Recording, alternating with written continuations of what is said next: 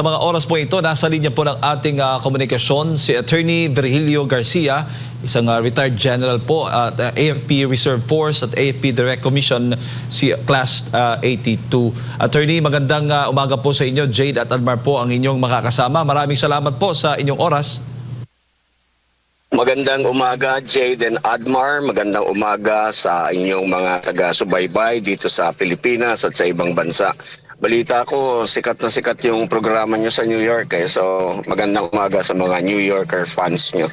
Opo, maraming salamat, Attorney, sa inyo pong oras muli. At ito nga ay bilang isang sundalo din, ay isa pong aktibong sundalo ang sinibak sa pwesto matapos ngang nag-post o nagpahayag ng kanyang saloobin laban po dito sa administrasyon, particular na po sa Pangulong Bongbong Marcos Jr. Ano po ba ang inyo pong reaksyon? May karapatan ho ba ang isang sundalo na gawin po ang bagay na yan?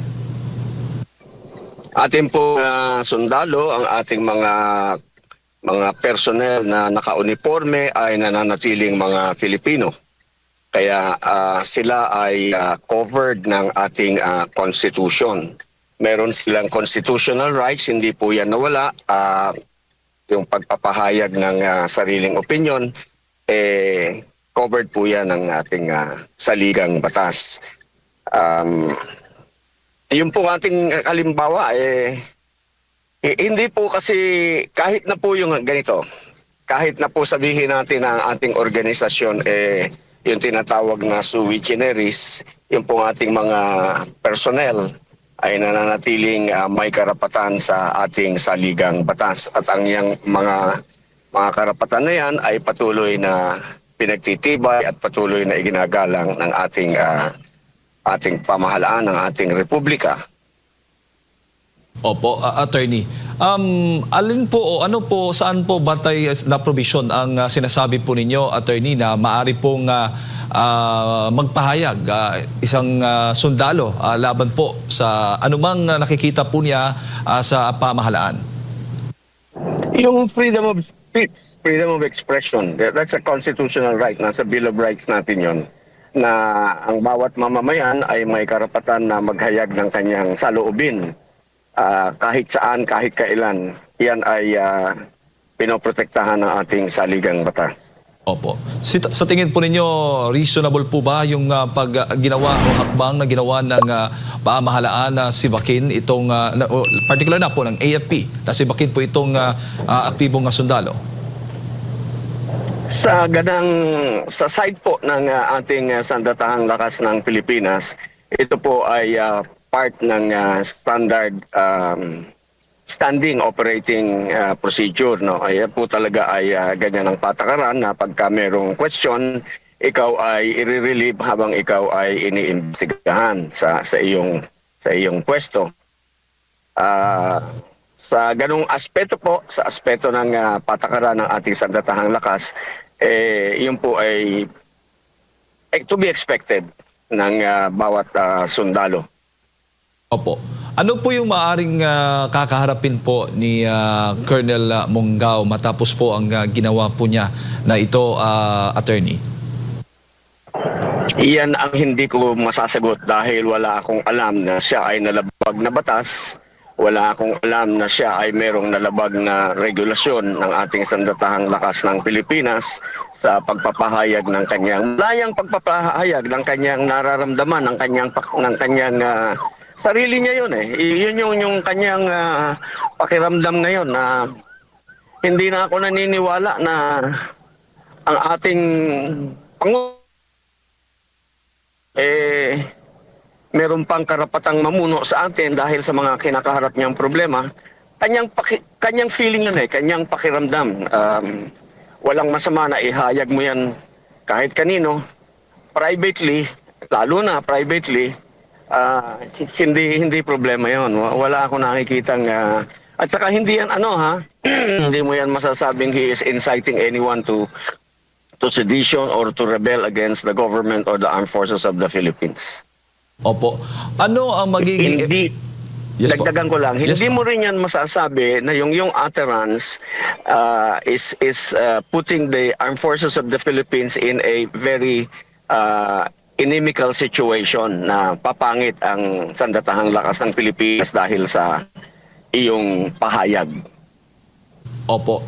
Pero pagdating po sa ibang mga sundalo, ano po bang magiging mensahe po nito sa kanila na isang kasamahan po nila ang sinibak sa pwesto matapos magpahayag ng kanyang saloobin laban po sa gobyerno?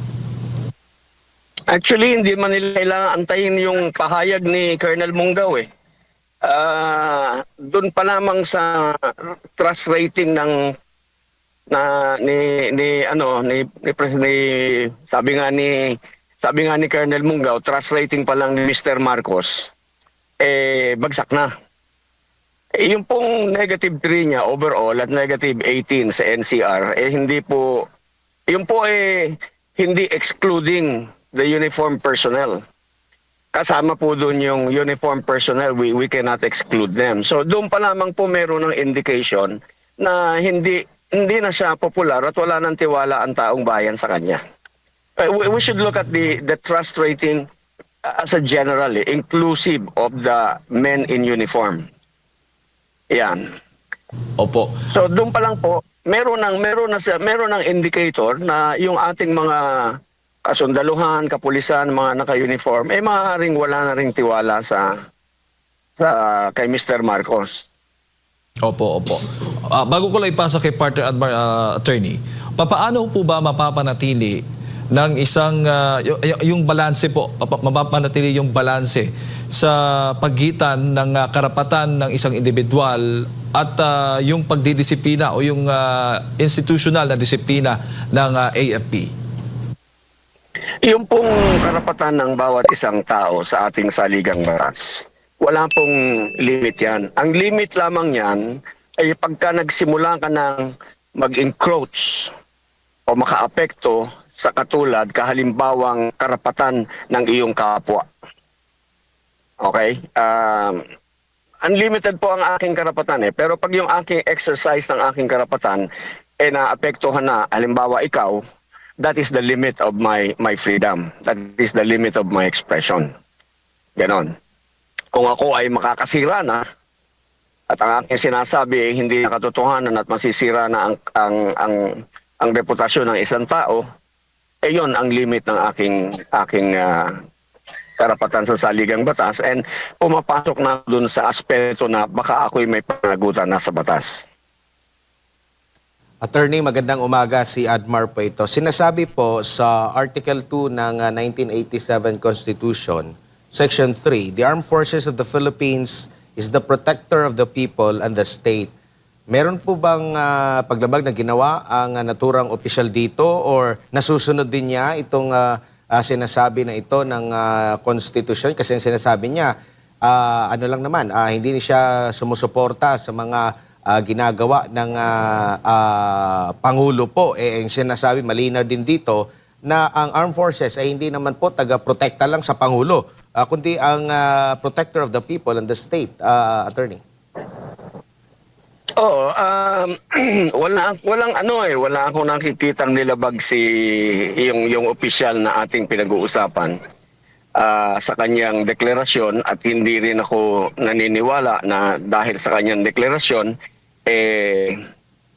humiwalay na siya doon sa role ng Sandatahang Lakas ng Pilipinas sa pagtatanggol sa ating mga mamamayan at sa ating bansa.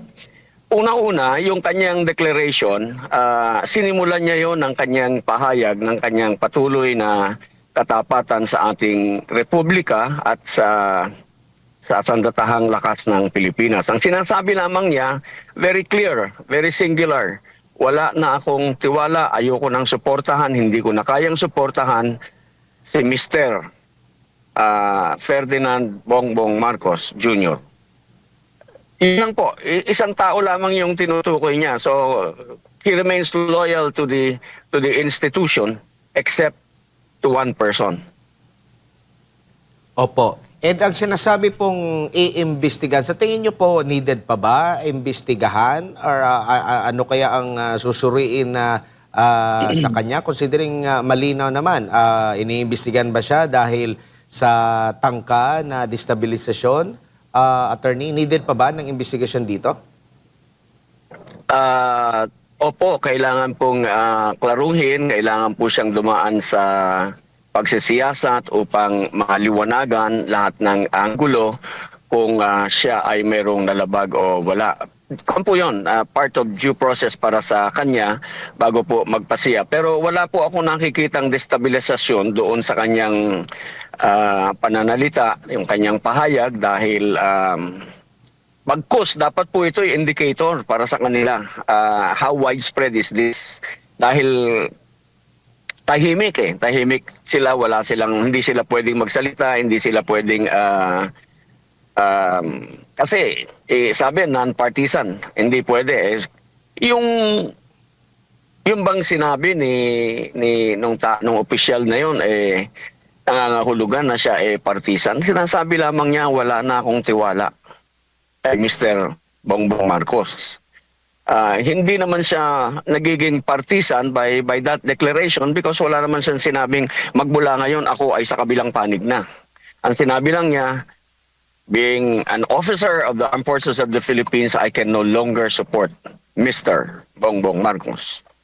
Opo. So wala siyang hindi siya naging partisan doon. Naging honest lang siya in declaring that I am. And actually he was very brave for doing that. No, assuming that he did the declaration intentionally to be publicized so that everybody will know yung kanyang deklarasyon.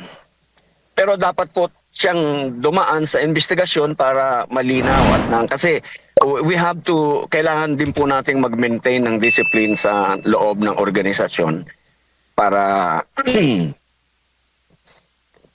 kung po yun nung araw pa talagang you have to maintain discipline para yung organisasyon ay manatiling intact at malakas at masigla.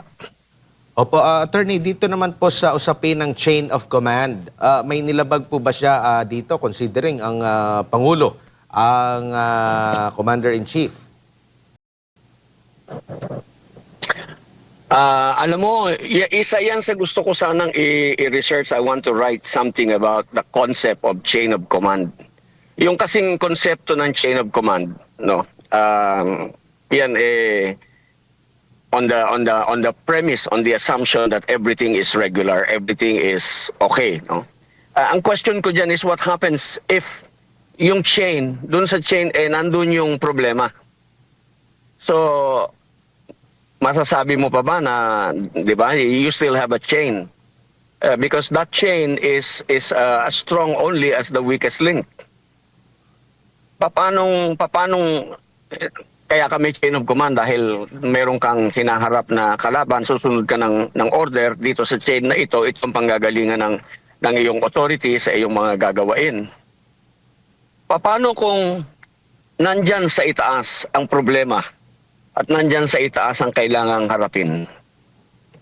Yan chain of command, I think at this point in time has to be re-examined, kailangan pag-usapan at kailangan tutukan para maliwanagan. Konsepto yan ng chain of command. Okay, pero alimbawa lang, katulad sa ibang bansa na yung Pangulo ang nag-upo drug cartel, di drug lord siya. You have a president who is a drug lord. Di ba? Parang gano'n. Hindi ko sinasabing drug lord si Mr. Marcos, pero sinasabi ko lamang na I am questioning now yung konsepto ng chain of command. Yan kasi yung, as I was saying, premised on everything is talagang loyal and true to their duties, to their solemn oath na kanilang sinumpa bago sila nag-assume ng kanilang pwesto.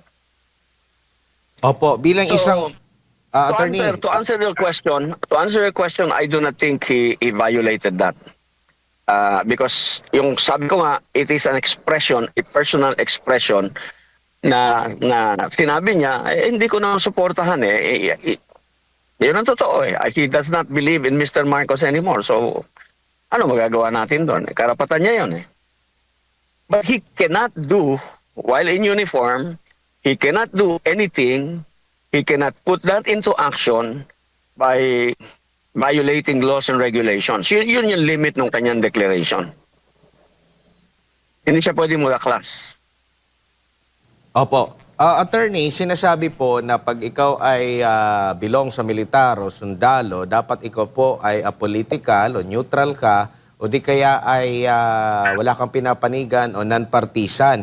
Pero may mga sundalo naman po dyan na nagpapahayag ng pagsuporta sa mga politiko, pagpapahayag ng yung lantaran yung kanilang pagsusuporta po. Pero bakit bawal pag hindi sumusuporta, attorney? Tama yan. Alam mo, nung eleksyon, ganyan din eh. Ganito, unang-una, yung apolitical, I think, is a misnomer. Hindi bagay eh. You cannot say that an organization should be apolitical, non-partisan. Hindi ka pwedeng maging apolitical because you are a body politic. You are a part of this organization. You are a Filipino. In other words, and that's politics. So, hindi pwedeng apolitical. I am a Filipino. I cannot say I'm not a Filipino. I'm Maltese. I am Portuguese. Yung mga ganun ba? Hindi ganun. Pero yung non-partisan, tama ka doon. Na-experience ko yan kahit na nung eleksyon. Yung mga government employees, yung mga barangay employees, pagka in favor of the incumbents, walang problema. May pera pa nga yan eh. No? Pero pagka ikaw ay lumalaban, kahit yung tarpaulin mo, bawal ilagay sa ganitong lugar, bawal ilagay sa ganung lugar, hindi ka makagamit ng barangay hall, ganyan. So ganyan din yung nangyayari sa atin ngayon. So ang question is this. Merong nagtanong nito maganda eh. Sino ba yung non-partisan?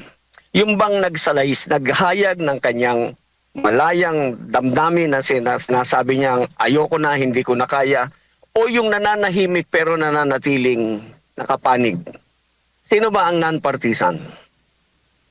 Yan, tama yung sinabi mo eh. Pagka ganun, di ba? So who is being partisan here? Is it this officer or the other officer, the senior one? Who is hindi understandably naintindihan ko yung where he's coming from, pero yung pagka ano niya doon, see, so maliwanag ba na Opo. pagka non-partisan, kailangan non-partisan talaga, hindi ka mamimili administrasyon o hindi. Ang nangyayari nga katulad ng sinabi mo, panig sa pinapanigan yung mga kwan. Hindi ganoon. Kung non-partisan ka, neutral ka, wala ka talagang papanigan. Parang yung sundalo ng Thailand. Yung mga sundalo ng Thailand, takot ang mga politiko doon eh. Kasi pag yun ang gumalaw, tapos na usapan. Opo. Attorney, si Jade po ulit ito. Nabanggit po ninyo yung chain of command kanina. Madagdag ko lang, kapag chain of command, syempre susunod ka kung anong iuutos sa iyo bilang isang sundalo. Pero pagdating ho ba sa may mga benepisyo, may mga bonus o alinman na mga incentives na ibibigay o una-una sa general, nakakaabot ho ba dyan sa mga private o sa iba pang mga kasundaluhan? Lahat po ng mga kasundaluhan ay nakakatanggap? Yung mga benepisyo naman oo nakakarating naman yan sa sa lahat. Pero kung halimbawa merong isang utterance na sinatingin mo hindi marapat, hindi mo pwedeng basta-basta unilateral i-withdraw mo yung mga benefits na yon dahil he is being investigated, he is being questioned. You can question him all you want, pero you cannot withdraw in the meantime anything that is due the individual or the officer or the soldier. Opo. Siguro, attorney, huling mensahe po ninyo. Ano pong mensahe po ninyo sa pamahalaan, lalo na po sa Sandatahang Lakas sa Pilipinas, at ano po bang mga dapat paalala, tandaan po ng publiko hinggil po sa isyung ito? Ang masasabi ko lang po sa ating mga kasundaluhan, sa ating mga kapulisan, ang ating pong mamamayan ay patuloy na nagtitiwala sa inyong katapatan sa taong bayan at sa bansa, hindi po sa isang individual. Yun lamang po, sana po manatili tayong nakamasid at manatili tayong loyal sa tao, loyal sa Republika ng Pilipinas.